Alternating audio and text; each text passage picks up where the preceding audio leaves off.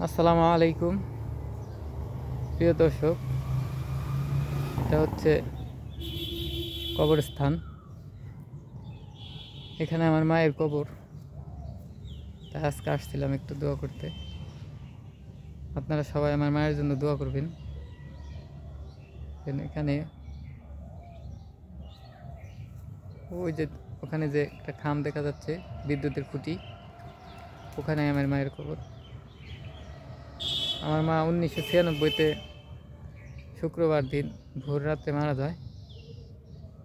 তো ভালো দিনই মারা গেছে। মা খুব পরহেজগার ছিলেন। দোয়া করি আপনারা সবাই আমার মায়ের জন্য দোয়া করবেন, এবং এখানে যত কবরবাসী আছে সবার জন্য দোয়া করবেন যেন আল্লাহ তাআলা রমজানের মাঝে যেমন আযাব বন্ধ রাখছিলেন, রমজানের পরবর্তীতেও যেন সবাইকে ক্ষমা করে দিয়ে আল্লাহর রহমতের মাধ্যমে, দয়ার মাধ্যমে সবাইকে ক্ষমা করে দিয়ে আল্লাহ তাআলা যেন সবার আযাব বন্ধ করে দেন একবারে চিরকালের জন্য। আর পৃথিবীতে যারা বেঁচে আছে সবাইকে বলবো একটা অনুরোধ, সৎ পথে হালাল উপার্জন করে জীবন জীবিকা নির্বাহ করুন, যেন কবরে কোনো আযাব না হয়। কারণ ভয়ঙ্কর প্রথম পদক্ষেপ হচ্ছে কবর।